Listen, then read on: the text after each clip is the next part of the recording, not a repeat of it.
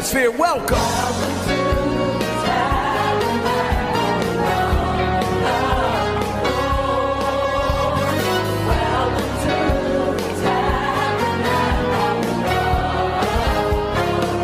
I need everybody to catch it. Come on.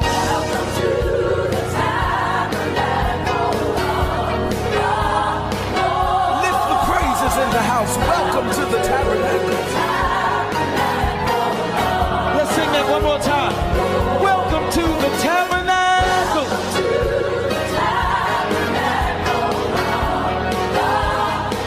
You got it. Welcome to.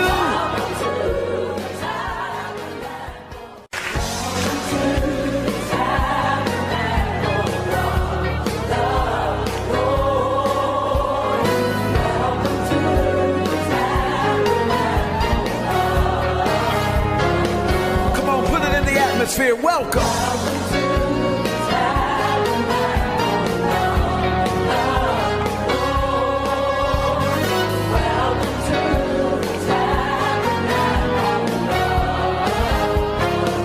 I need everybody to catch it. Come on.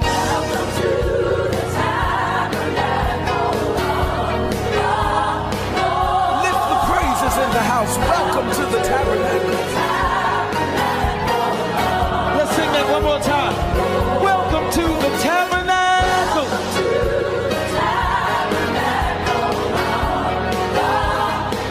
You got it. Welcome to. Great day and welcome to the Tabernacle of the Lord online experience. I'm Bishop Guy Robinson coming to you from our physical sanctuary and welcoming you as a part of our virtual sanctuary. Moreover, I'm welcoming you to our family of faith. In fact, we want to stay connected. So if you haven't already done so, please subscribe to our YouTube channel or follow us on Facebook at the Tabernacle of the Lord, or follow us on Instagram or Twitter at the TOTLC. And feel free to connect with me directly at Bishop G. Robinson on Instagram and Bishop CGR on Twitter. Listen, the kingdom is all about beloved community. We would love to stay connected. So now let's get into the Word of God and the worship encounter, because I believe that the Lord has a word for us all. Peace and abundant blessings to you and your family. Well, praise the Lord, everybody. Come on, we've come to bless the name of the Lord today. He's worthy of all the glory and the honor. We've come to call on the name of Jesus. Anybody know there's power in his name? Come on, right where you are, just lift up his name. Come on, lift up your voice and magnify the Lord with us today. He's worthy of all the glory and all the honor. Hallelujah.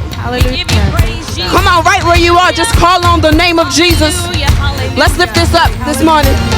Sing, we love to call your name. It's something we cannot explain that happens when we proclaim your great name. Sing your great name. We love to call your name. Call your name. It's something we cannot explain. That happens when we proclaim your great name.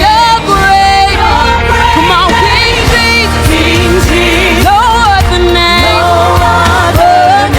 King Jesus. None stronger. Things change as we call on. Come on, right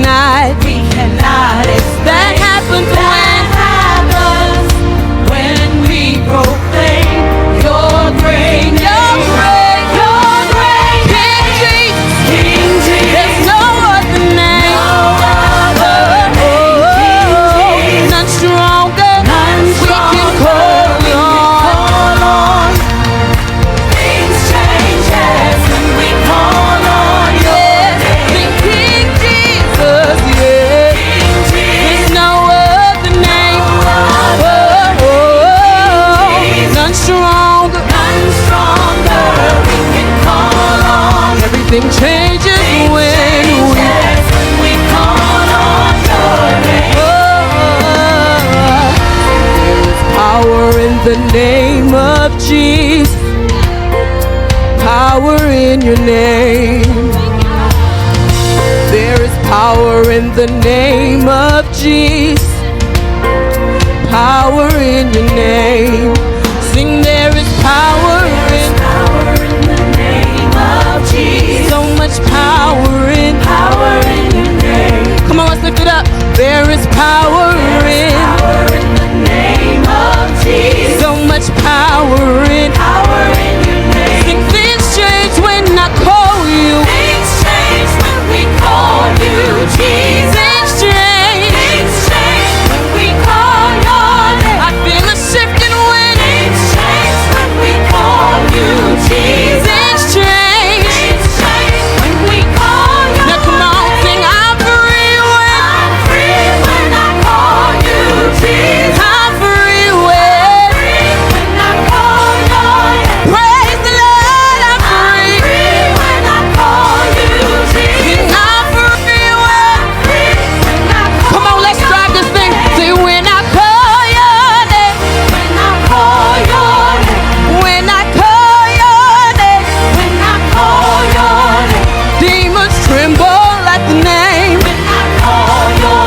name. Sing, when I call your name, When I call your name. I feel my healing when I call. When I call your name. I'm delivered when I call. When I call your name. My breakthrough is on the way when When I call your name. Sing, when I call your name. When I call your name. Sing, I will look to the hills from When I call your name.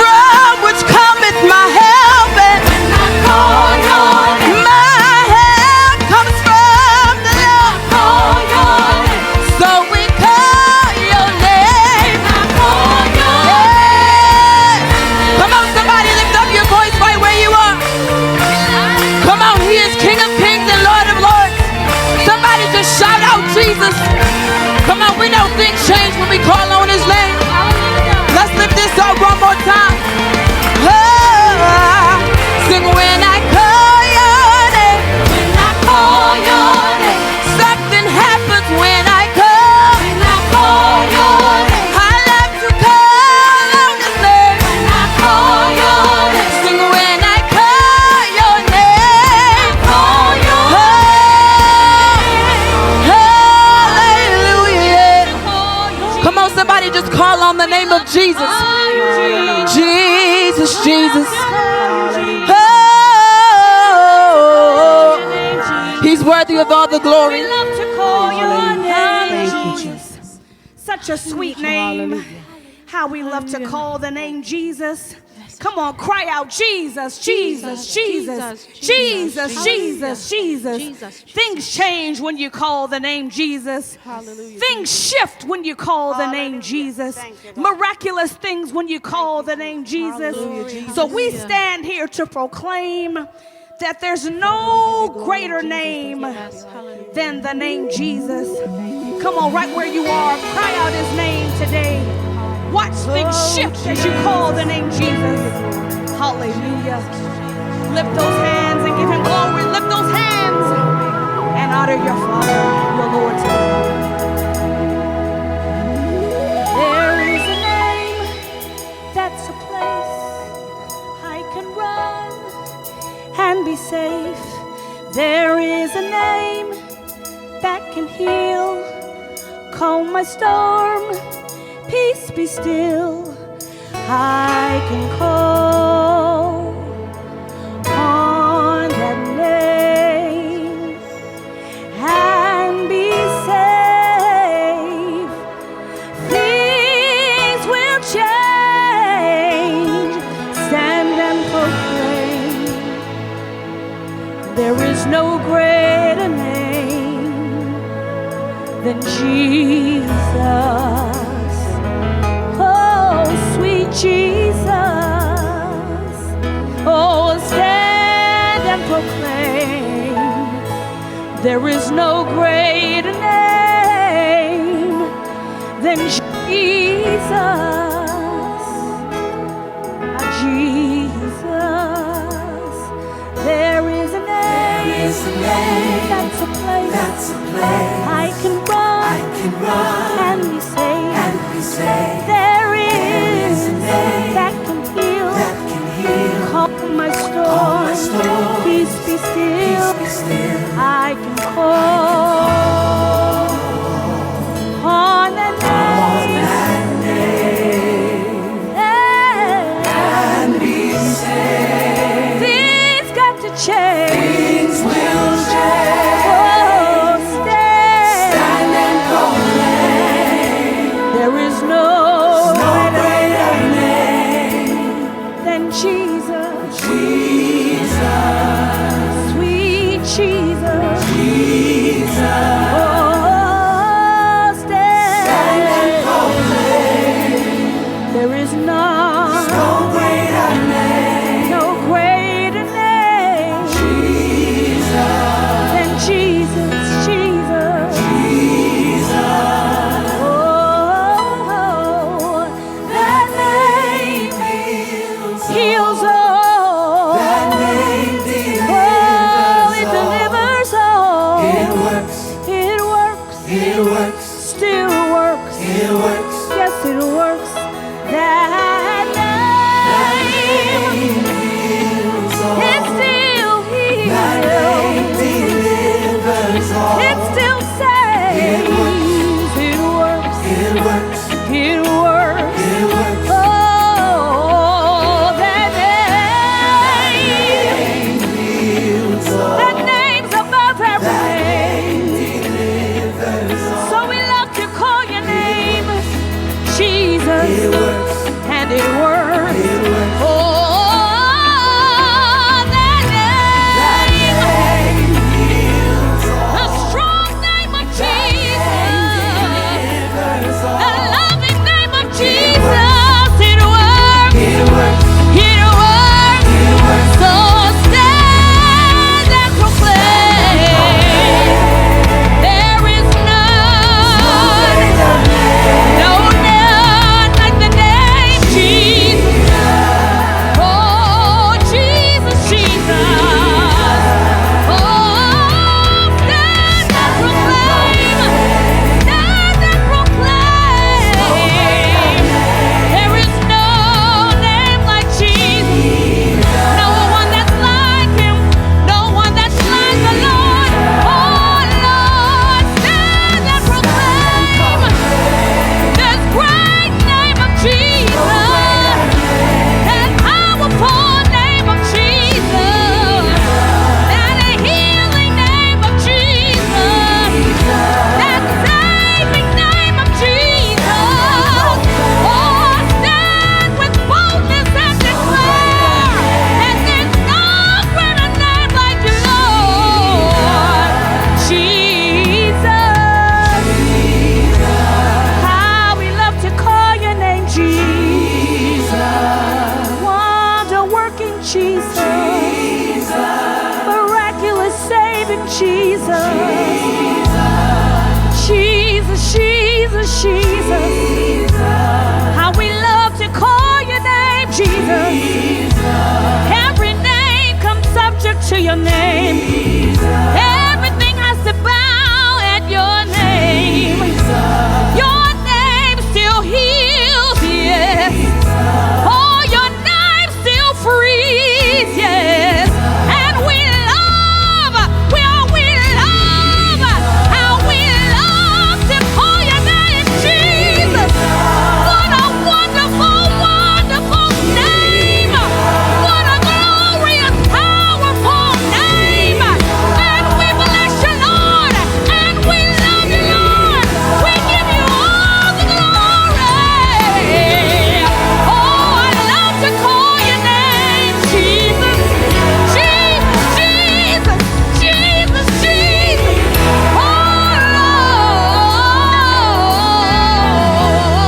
Oh, stand and proclaim. There is no greater name than my Jesus. Glory. Wonderful Jesus. Oh, stand and proclaim, yes.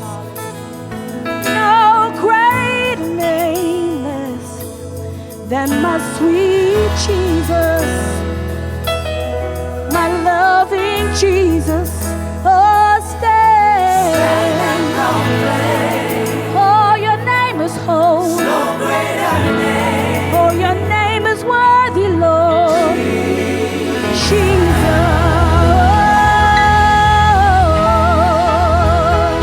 How we love you, Jesus. How we love you, Jesus. How we love you, Jesus. We adore you, Lord Jesus. We love to call your name, Jesus. We love to call your name, Jesus. Sweet Jesus, sweet Jesus, sweet Jesus. How we love to call your name, Jesus. Sweet Jesus, loving Jesus, marvelous Jesus, beautiful Jesus, faithful Jesus, loving Jesus. Stand and proclaim, there is no greater name than Jesus. Well, great day again, everybody. Surely the presence of God is among us. We're getting ready to hear the word of God. But in preparation for that, we want to invite you to join us in worshiping God through giving to His church. You know, there are multiple ways to do that, as you see listed on the screen. And my prayer is that God will return your generosity with an abundant harvest. As a matter of fact, for some time now, many of you have been hearing me say that the tabernacle is good ground. And that is certainly true. But the Bible also says that out of the mouths of 2 or 3 witnesses, a thing is established. So for the remaining 60 seconds or so of this portion of our worship experience, let's hear from a few witnesses about how the Lord has blessed their lives through His tabernacle. Hello, I am Deacon Linda Farrar. I have been a member of the Tabernacle for almost 40 years. I am grateful for the training and nurturing I have received here at the Tabernacle and for the spiritual life application principles I have been taught. The Tabernacle is truly good ground, for we are a family of faith growing in grace. My name is Laverne Evans. The Tabernacle of the Lord has been good ground, especially for me during these uncertain times. After being furloughed from my job, I have been called back to work. I am grateful to be employed. I believe because of a relationship with Christ and being connected to an anointed ministry such as the TOTLC has sustained me during these uncertain times. That's why I believe the tabernacle of the Lord is good ground. Well, glory to God. Indeed, the tabernacle is good ground. It is great ground because it is the dwelling place of our Lord, strong and mighty. And listen, He is here. He's even in the midst of this virtual streaming worship service. Hallelujah. He's omnipresent. He's here in this building and He's in your house. Come on, let's acknowledge Him today. Hallelujah. Glory to God. Trust in the Lord with all your heart. Lean not to your own understanding. All your ways acknowledge Him and He will. Oh yes, He will direct your paths. Hallelujah. Hallelujah. We've come to worship Him. We've come to glorify Him because He is here. Come on, sing with us. Let us bow. Let us bow down With reverence. In the midst of. Don't you feel His presence? Hallelujah. His presence. Lifting worship. Come on, into the atmosphere. Shift the atmosphere where you are. He is here. The Lord is here. Come on, sing it again. Let us bow with reverence in the midst of His presence. We're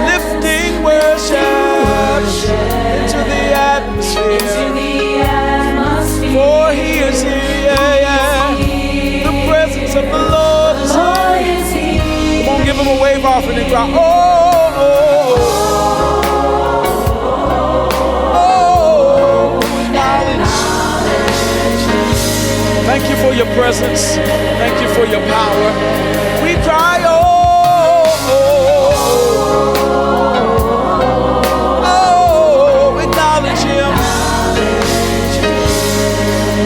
in his presence is the fullness of joy, and he is here. Hallelujah. Come on, worship him with me right where you are. Oh, magnify the Lord. Make him big. He's bigger than our situation. Hallelujah. He's Shammah.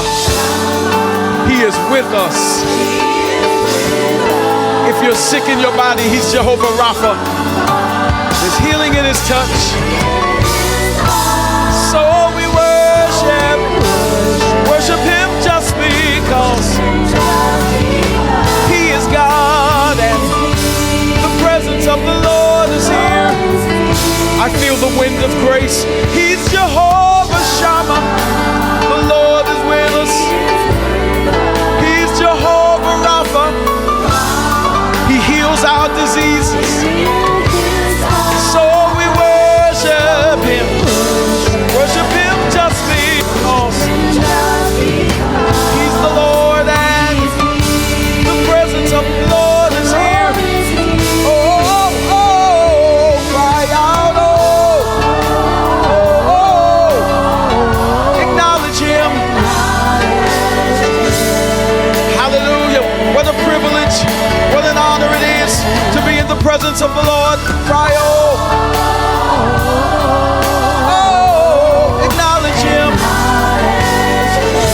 let us come boldly before the throne of grace and honor him.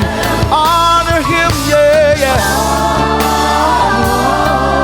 Oh, honor him.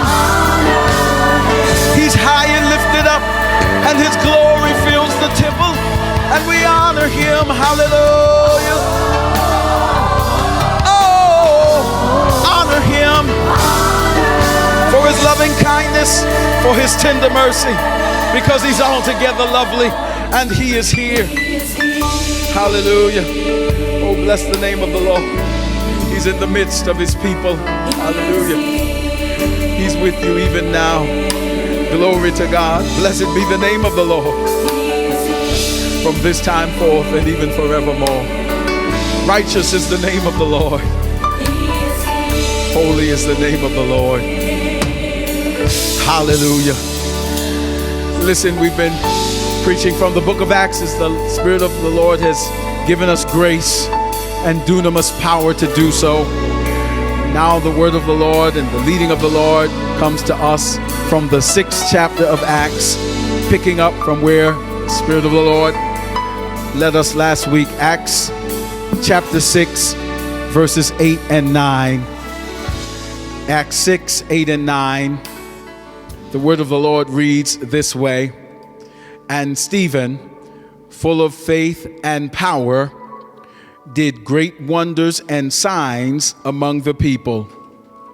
Then there arose some from what is called the synagogue of the freedmen, Cyrenians, Alexandrians, and those from Cilicia and Asia, disputing with Stephen. This is the word of the Lord for the people of God. Thanks be to God. Kind Father, it is in the mighty, marvelous name of Jesus that we come to you in gratitude for the grace of your presence, for your Shekinah, for your glory that rests on us and among us even now. Now, Lord, open the eyes of our hearts that we might hear your word, for the entrance of your word brings light, illumination, so that our steps might be ordered in your word. We need a word from you. We thank you for it. In the name of Jesus, we say, amen. Word of the Lord says, And Stephen, full of faith and power, did great wonders and signs among the people. Then there arose some from what is called the synagogue of the freedmen, Cyrenians, Alexandrians, and those from Cilicia and Asia, disputing with Stephen. I want to talk to you from the subject, the commotion of promotion. The commotion of promotion. Church, it was the abolitionist, educator, and regal statesman Frederick Douglass, who said that there is no progress without struggle. The struggle may be physical, emotional, or moral, but in this life, there will be some form of struggle because power, Douglass said, concedes nothing without a demand. Power concedes nothing without a demand.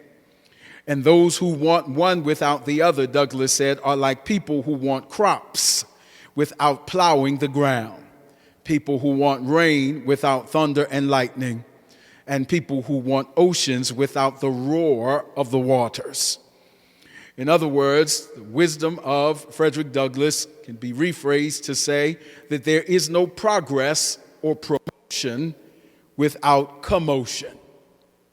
Commotion means agitation, emotional disturbance, or even violent movement.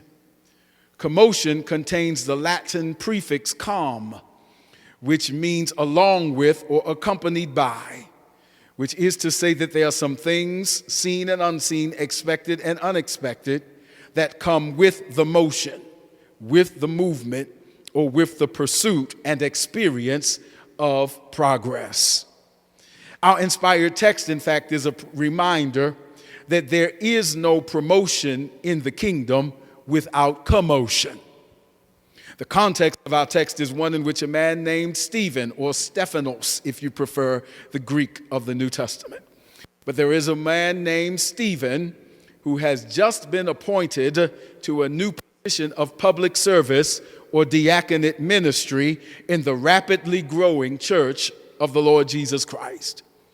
And verse 8 lets us know that he is serving in a powerful way and blessing the people of God, and miracles, signs, and wonders are authenticating his ministry, which also reveals some powerful kingdom principles as Stephen serves. Because in the kingdom of God, service is the demand of promotion. Because spiritual promotion is really a greater opportunity to serve more people to the glory of God. After all, in the kingdom, our leader and Lord is the one who said that the greatest among us shall be your servant. So in this postmodern age that wrestles with narcissistic proclivities, we must be careful not to be deceived by the illusions of narcissism and self-aggrandizement. We must be careful not to be deceived by delusions of grandeur or what may appear to be celebrity, what may appear to be the convenience, but may actually be pseudo opportunities to compensate for unresolved attention issues in leadership. Because as followers of Christ and citizens of the kingdom, we must be clear that the biblical aspiration and criterion for spiritual promotion is not celebrity, but it is maturity. Maturity is what we see in the witness of this deacon named Stephen. According to verses 3 and 4, Stephen was chosen, appointed, and anointed to flow at another level of service because he was found to be mature, meaning that he was of good reputation according to the requirements of the text. He was of good reputation. He was found to be full of the Holy Spirit, and it was evident that wisdom was at work in his life. His promotion is not in pursuit of celebrity or compensation for an insecure sense of identity. In fact, Stephen did not politic for the position, but when you are called, it will find you. Stephen is not in pursuit of celebrity, birthed by an insecure sense of identity, but it is a reflection of his spiritual maturity that allows him to serve with humility, even in the face of adversity. And that's important to understand because here's the principle: there are some spiritual attacks that do not even show up until we start growing up. There are some levels of attack and some levels of spiritual warfare that will not even be on our radar until we reach a certain stage of maturation in the faith. It's in the text because verse 8 and 9 says this. In fact, you can't have verse 8 and verse 9 separately because power concedes nothing without a demand. So verse 8 and 9 really go together. Verse 8, and Stephen, here's the power verse, full of faith and power, did great wonders and signs among the people. Verse 9, then there arose some from what is called the synagogue of the freedmen disputing with Stephen. Here it is. Now understand that scholars agree that there is little known information about this group from the synagogue of the freedmen. Many scholars, most scholars say that they are a group of persons who were liberated from Roman servitude. Others more specifically point out that freedmen is also translated in other texts as libertines, which is best translated as Libyans, which would explain the description in the text, as in people from Libya, which would explain the description in the text as them being from Cyrene, Alexandria, and other parts of North Africa and the Mediterranean regions. My point is not to argue the ethnicity or origin of these people in the text. But my point is that while the historical details may be arguable, the more important spiritual principles are clear, that they didn't show up until Stephen reached a certain level in his life and in his walk in the faith. It's important to understand that some spirits don't show up until we grow up. Some problems don't present themselves until we start to make progress. Some people lose our number until we make certain commitments to God. Certain voices of distraction don't even get themselves on the other end of the line until we decide that we're going to follow Jesus. Some temptations don't even come until we make up our mind that we're going to start coming to Bible study and start paying attention and take the Word of God seriously, because spiritual promotion attracts spiritual commotion. Verse 9, therefore, the sequence of the text is intentional. Verse 8 is the power verse. Verse 9 is the demand. It says, then there arose. Then meaning after a certain point in the maturation process, after being recommended for a new position, after the prayer of installation, after the laying on of hands, you made a commitment to the Lord, after being set apart and dedicated to the Lord, after maturing and moving with great faith and power. That's what the text says, that he moved with great faith and power, which is worth pausing to point out because it is important. It is important because some people only see Stephen's display of power and they want the outcome without the input. But Stephen was moving with great power and faith, great faith and power, because some people desire the same outcome but don't want to invest the same kind of faith that needs to be invested to access that dimension of grace where miracles, signs, and wonders begin to manifest. Some people covet your harvest, but they don't see your seed. Stephen has matured to this point in power because he has matured to a certain point in his faith. Oh, and then there arose commotion with the promotion in the form of tests and trials. Oh my goodness, there's the revelation to help somebody in this season, and it may explain why you're going through some of the stuff you're going through. Some stuff is not punitive, it's the commotion that comes with the promotion. There arose some commotion with the promotion in the form of tests and trials, and yet none of these things tainted Stephen's testimony. That ought to be every believer's prayer, that if I got to go through this test and if I got to go through that trial, don't let it taint my testimony. But to the contrary, it validated Stephen's witness, which teaches postmodern believers like you and me that the season of promotion may come with some tests and some trials, but the commotion really confirms the promotion. Here it is, because in the kingdom, the test is a part of the commotion of promotion. Somebody ought to help me write that in the timeline. The test is a part of the commotion of promotion. It's in verse 10. Verse 10 says that persons, meaning the freedmen, persons began to dispute with Stephen, but they were not able to resist the wisdom and the spirit by which he spoke. They began to dispute, is the language of the text. By dispute, please understand that by dispute is meant a joint investigation and inquiry of a controversial matter with the intention to publicly discredit and dismiss the target. Did you catch that? I'll say it again. In the original language of the text, in the Koine Greek of the New Testament, that word dispute is defined as a joint investigation and inquiry of a controversial matter with the intent to publicly discredit and dismiss the target. In other words, persons with adversarial positions and agendas began to ask questions to see what Stephen knew. In other words, he was being tested. Every pedagogue, every teacher knows that a test is a series of questions designed to see what the student knows. In other words, Stephen is being tested. And the word test is an interesting word. The principal definition of a test is a procedure that is intended to discover the quality, performance, or reliability of something. I'll say that again. Test is a procedure that is intended to discover the quality, performance, or reliability of a thing. But it comes from the Latin word that really means shell or an outer layer.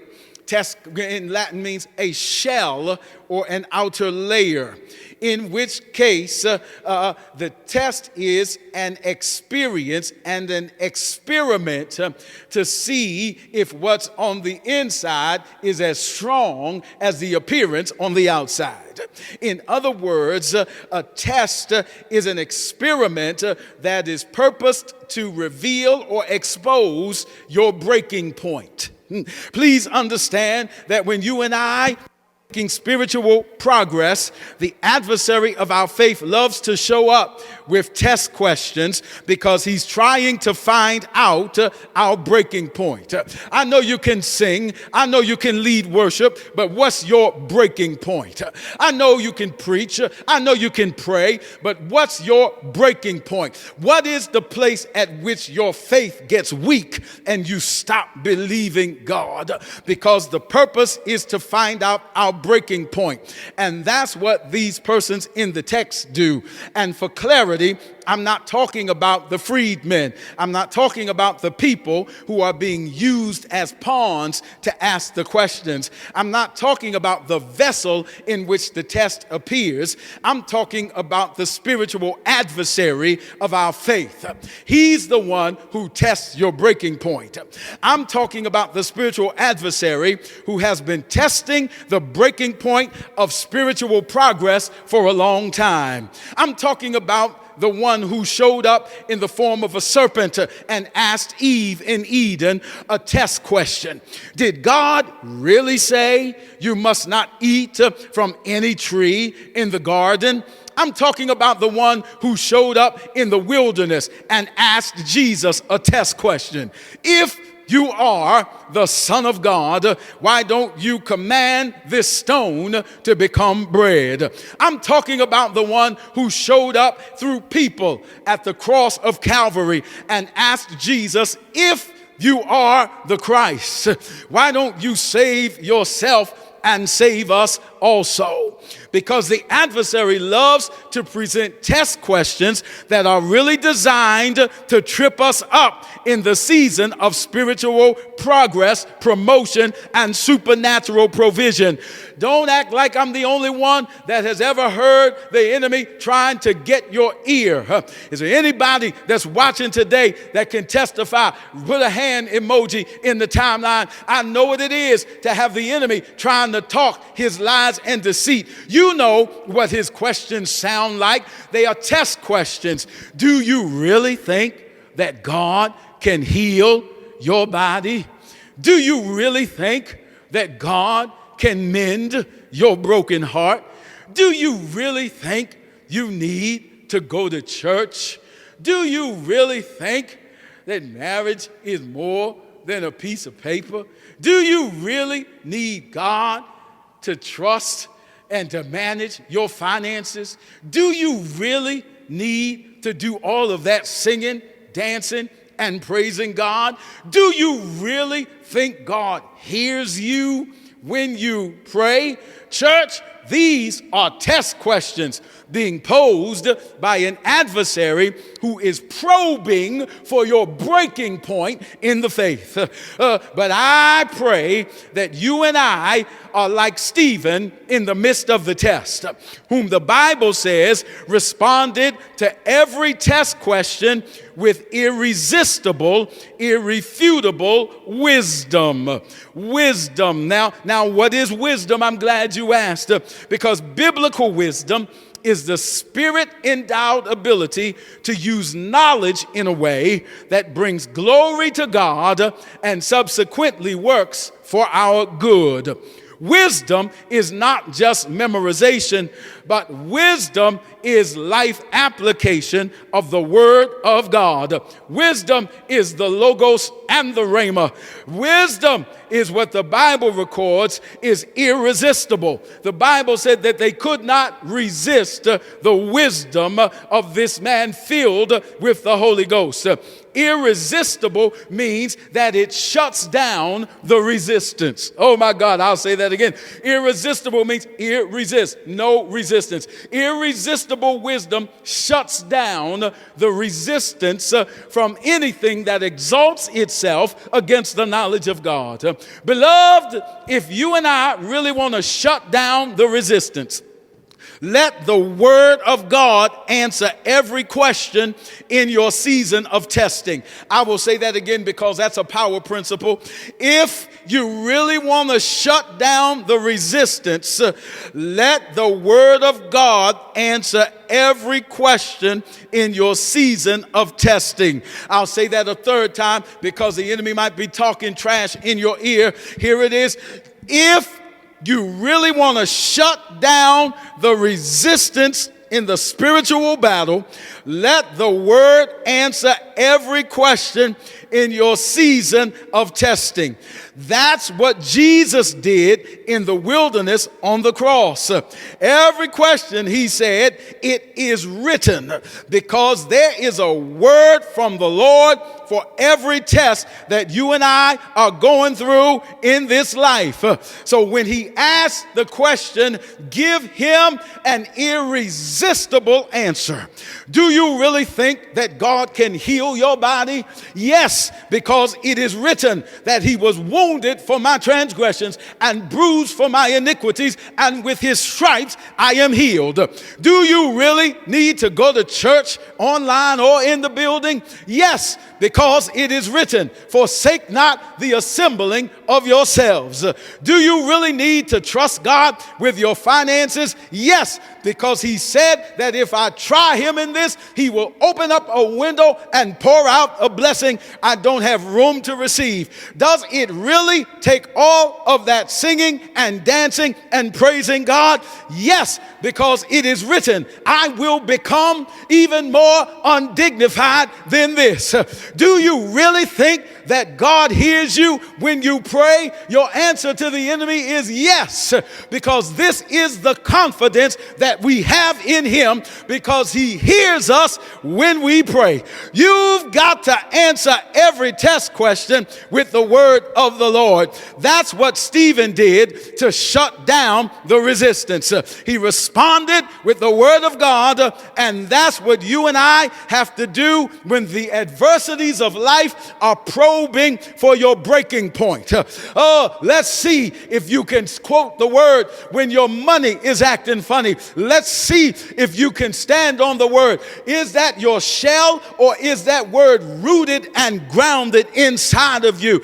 But if you and I hide the word in our hearts, study the word, hide it in our hearts, and work the word, it will wear the adversary out. In fact, that's what I hear the Holy Ghost saying to somebody, even as you are going through a test right now. Work the word until it wears the adversary out. That's what Jesus did. He kept working the word, and the Bible says, and he departed, because the enemy will be shut down when you stand on the word of God. It's only a test. I'm not making light of what you're going through, but it's only a test, and the answer is in the word of God. But testing is a part of the commotion of promotion. But then finally, the commotion of promotion may not only come with a test, but the commotion of promotion may also come by trial.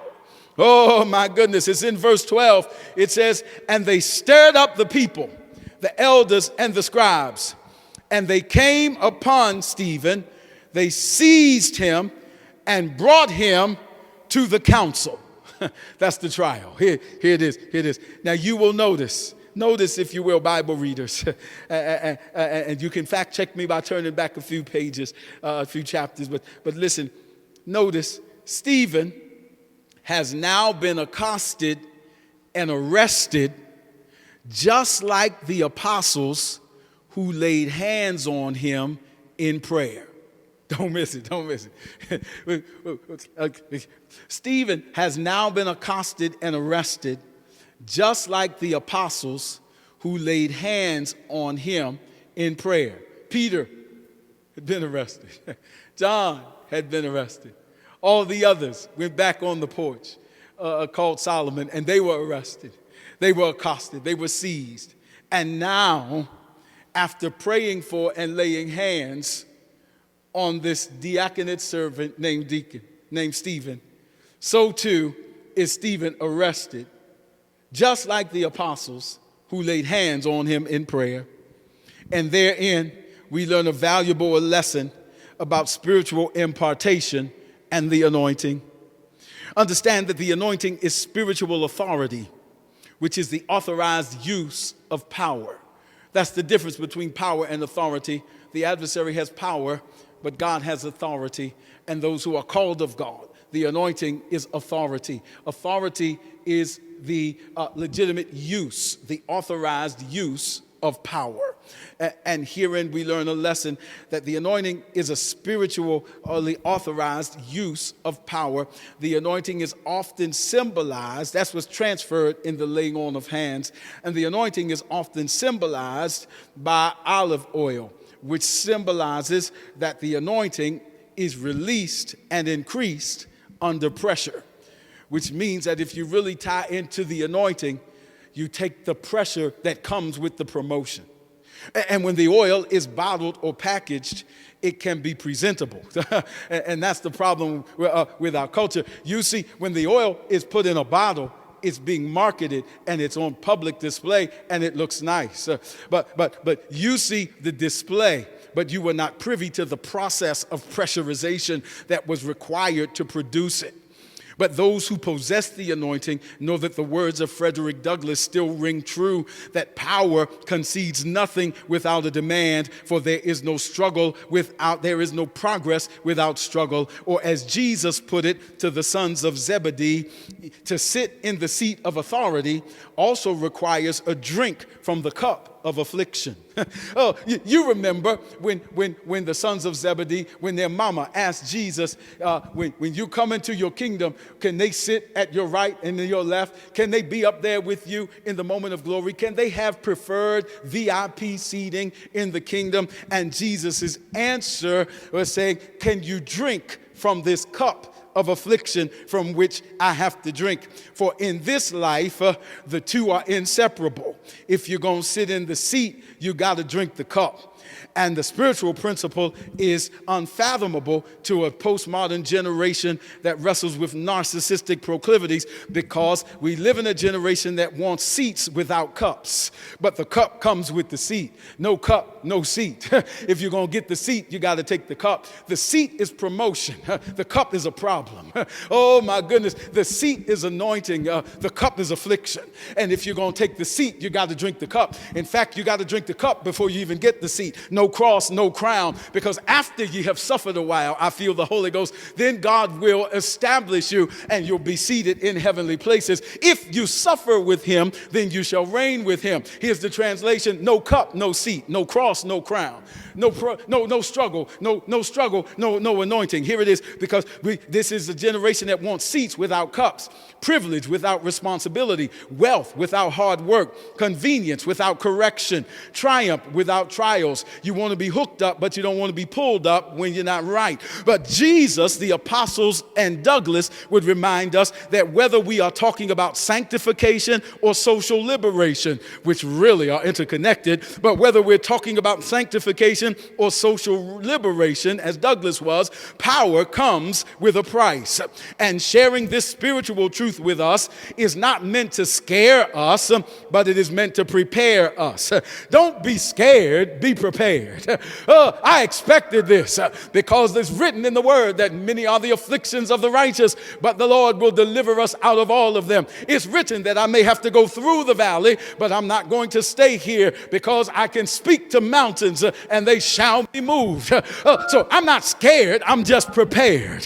I'm not in denial, but I've learned to count it all joy concerning the fiery temptations and the trials of your faith, because this is not meant to scare us, it is meant to prepare us for the commotion of promotion that comes in the form of a trial. A trial is an extended test. That's why we talk about going through tests and trials. A trial, like Stephen is going through, is an extended test in which we will be judged by our responses.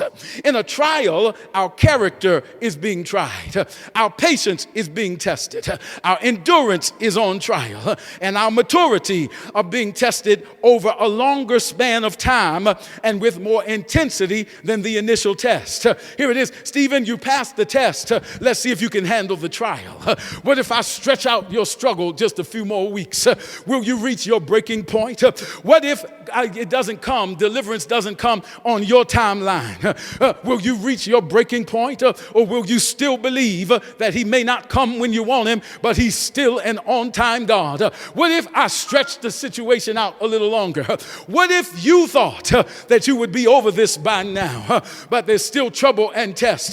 What if you thought you would be back in buildings and back at work, but I'm still stretching it out? What if you thought that deliverance and justice would finally be served, but the trial has been extended? What do? I'm trying, when the enemy starts testing your endurance breaking point, because some things are not just about power, but they are about conditioning. Conditioning is how long you can flow in the power. And sometimes the enemy will try to stretch it out to see if you can stand up. And that's why you got to go learn to stand up and say, I'm going to run through this and I'm going to wait on the Lord. And that's why the prophet said that they that wait on the Lord shall run and not get weary, because it means God is giving me strength because I'm going to outlast the enemy. Somebody needs to write that on the timeline. I'm getting ready to go, but I feel the power of the Holy Ghost. I'm going to outlast the enemy because the word is irresistible. I'm going to stand through this trial. So Stephen passed the initial test. So now he's going through the trial. He's standing before the council. And you must understand that the trial is the test on steroids, if you will. The trial is the exponential intensity of the test. And in the trial, the tactics can get dirty. It's right there in verse 11. It says, then, which means in sequence, meaning after he passed the test. Let's see how you handle the trial. Then they secretly induced men to say, we have heard him speak blasphemous words against Moses and God. Now, the truth is that that's not what Stephen did, but in the trial, things can get dirty. And they stirred up the people, the text says, the elders and the scribes, against Stephen. In other words, here's the thought of the enemy. Since you were too wise to be ensnared by our test questions, we will start making false statements about you. Our questions couldn't trip you up, so we're going to stop asking questions and we're going to start making statements. I asked you, did you think God can heal? But instead, I'm going to tell you, he ain't going to heal you. You don't believe that. I'm going to start making statements. Over the course of being tried, we began to realize that the adversary and accusatory prosecutor of our faith is the one whom Jesus called a murderous liar from the beginning. And he lies to us all the time. I know you saved. I know you sanctified. I'm talking to you. You got the Holy Ghost. But would you be honest enough to say that sometimes when the trial gets really intense, the enemy starts lying in your ear? He lies to us all the time, saying stuff like, you ain't gonna make it. I'm talking to somebody who can hear the enemy saying, nobody cares about you. I'm talking to somebody who's hearing the enemy say, it's too late to turn your life around. I'm talking to somebody who the enemy is whispering lies in your ear, telling you that you're wasting your time trusting God and waiting on his word to manifest. I'm talking to somebody that the enemy is lying to, telling you that you don't need a church home or a pastor. I'm talking to somebody who is privy to the enemy's lies. He's in your ear saying all they want is your money. You're never going to get out of debt. Your family will never get saved. You're never going to be any better than this. Life is never going to get any better than this. Your family is always going to be drama filled. You're always going to live with that thing on your back. You're never going to get over the abuse of your childhood. But I've come to tell you that you do not have to buy in to the lies of the enemy. He's a wicked prosecutor. And when he lies, you got the right to say, I object. I object to your songs of defeat. I object to your songs of sickness. I object to your declarations of failure. And I declare and decree that the word of the Lord shall stand. The adversary lies to us and about us all the time because there is no virtue in him. His goal is never accuracy or the truth of the Lord, but his goal is to distract, to discourage, and discredit your witness in the presence of God and man. Oh, I'm about to get out of here. I feel the power of the Holy Ghost. But for those of us who trust and stand on the word of God like Stephen, that's where the anointing kicks in. I told you that the oil is released under pressure. And what the enemy did was really put you in a trial that really allows your anointing to show up. In the midst of the trial, Stephen's anointing kicks in the midst of the false declarations, in the midst of the false accusations. It says in verse 15, and all who sat in the council, looking steadfastly at him, saw his face as the face of an angel. I got to quit but you must understand that when the anointing kicks in, you don't even look like what you're going through. The truth is, I'm in a trial, but believe it or not, I look like I know the Lord will make a way somehow. Believe it or not, I'm dealing with some stressors in my home, stressors at work, stress in my checkbook, but that's when the anointing kicks in. And that's why I don't look like what I'm going through, because I still believe the report of the Lord. His report says he will make a way.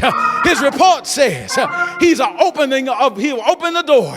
His report says he'll move on my behalf. His report says I am healed.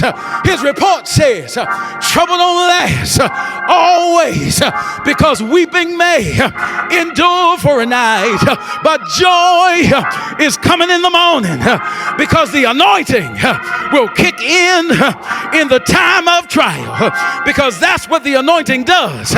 According to Isaiah chapter 10 verse 27, the anointing destroys yokes. I said the anointing destroys yokes, and the anointing removes burdens.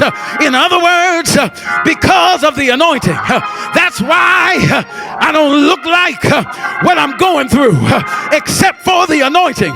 This trial would get the best of me, except for the anointing.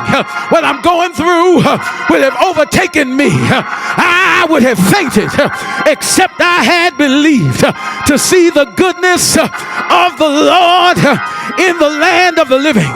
So even in the midst of my trial, Put me on the stand. I got a testimony. I got something to say.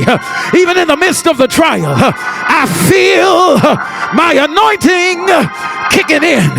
Put me on the witness stand. I'm in a trial, but yet will I speak well of him. I'm in a trial, but though he slay me, yet will I trust him. I'm going through, but all of my appointed time, I'm going to wait. Said I'm going to wait until my change comes. For he that shall come will come and will not tarry. Yeah! Good afternoon, good evening, great day, everybody. May the Lord bless you real good. But I need everybody who's going through a test. I need everybody who's going through a trial. Stand in agreement with me.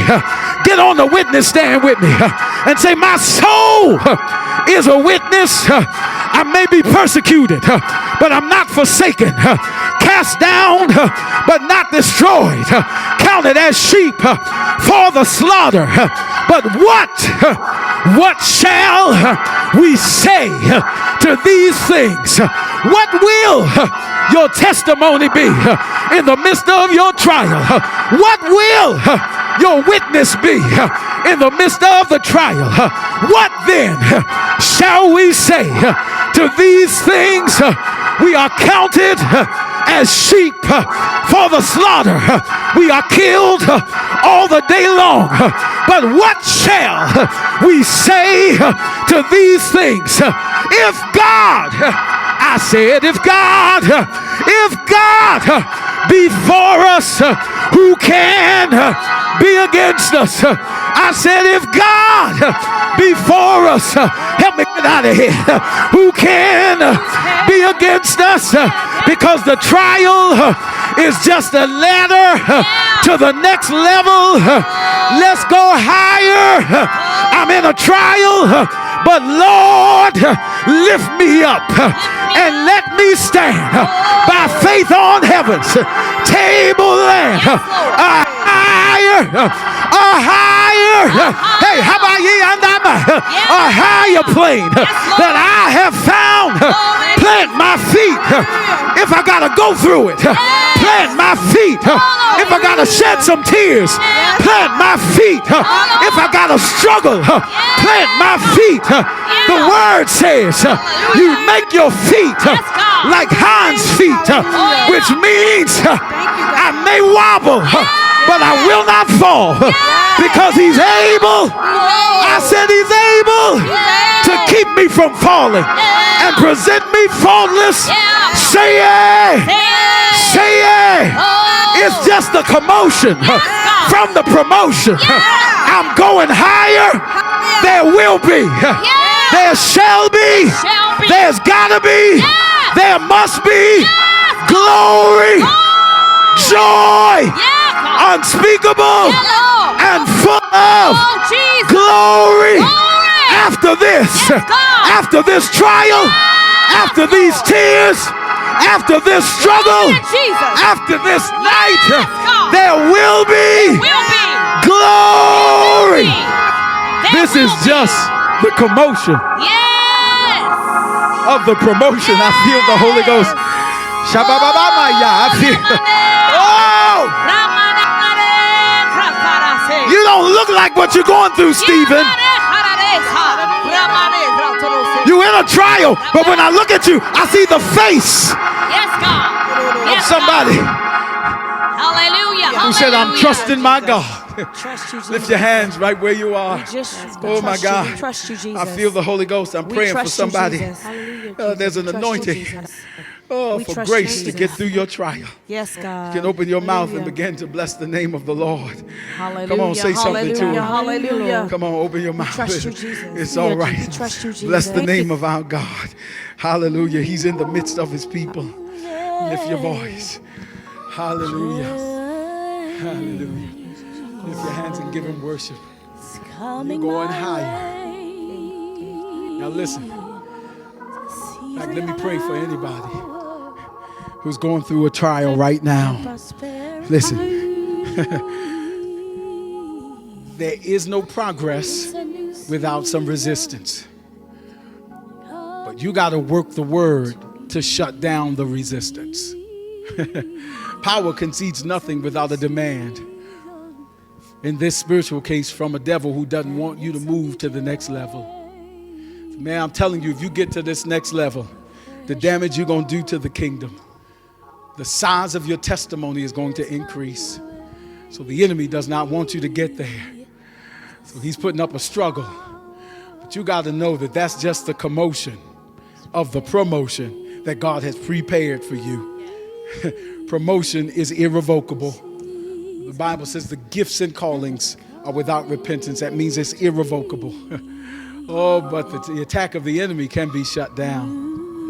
So, Father, I pray. I pray for your people who are in the midst of a trial, an extended test. We've already been through some tests. Now the enemy has intensified the attack. God, we declare that this is just the commotion. It's coming with the motion. Oh, if they weren't moving anywhere, the enemy wouldn't be trying to stop them. But where you're going is better than where you've been. And what you're feeling is the commotion of promotion. So you got to work the word. You got to work the word. Work the word until it wears out the adversary. When he asks you trick questions, your answer's in the word. Trust him in the name of Jesus, because a new season is coming to you. If you believe that, would you lift your hands? We're going to pray in a minute, but come on, give God worship right there. And prosperity. It's a new season coming to me. We got to go, but come on, all of you, right where you are, if you can, lift it with us. It's a new season. Hallelujah. It's a new day, a fresh anointing. Do you feel it? It's coming my way. Hallelujah. It's a season of power. It's a season of power and prosperity. And prosperity. Come on, declare it. It's a new season. It's a new season. Promotion is on you. Coming to me. Now, if you've never given your life to the Lord, you're in the right place at the right time. Your promotion begins with a yes to God. Hallelujah. Won't you pray this prayer of deliverance and promotion with me? Father, in the name of Jesus, I come to you now, thanking you for the gift of salvation. You said in your word that if I would confess with my mouth and believe in my heart that you were raised from the dead, that I shall be saved. So God, forgive me of my sins. Cover me. Cover my wrongs. Cover my shortcomings. Cover my issues in your blood. And I receive your saving grace. And now on the confession of my faith and the perfect work of your grace in Christ Jesus, I declare and decree now that I am saved. Hallelujah. I'm on another level to the glory of God. We celebrate what God is doing in your life. And listen, we put some contact numbers on the screen because we want to stay in touch with you so that you may now grow in the grace and knowledge of Jesus Christ. Now listen, you gave your life to the Lord today. That's a promotion. You don't think it's strange if some commotion comes into your life. But again, you got to know that you are saved by the perfect work of grace and the confession of your faith. Reach out to us because we want to pray with you. We want to continue to share in your testimony and share the word of God with you, that you might go from glory to glory and from faith to faith, because there is more promotion in your future by the power of the gospel of Jesus Christ. Now, would you stay connected as we continue in worship? Hallelujah. And prosperity. Come on, give him a wave offering. It's a new season. It's a new season. Oh my. Coming to me. Come on, let's worship. Let's continue to worship. It's a new season. It's a new day. Well, glory to God, and thank you for sharing with us in the word, worship, and fellowship today. We count it a blessing to welcome you as a part of our family of faith. And thanks again for partnering in ministry with us through your financial support. For again, we say that the tabernacle is good ground. Now listen, we want to encourage you to also be a digital disciple and share this worship experience on your social media pages or even host a watch party. Because in these critical times, people need the hope and help of the gospel. And now we declare benedictions of peace, love, health, and safety for you and your family until we gather again to worship God in spirit and in truth.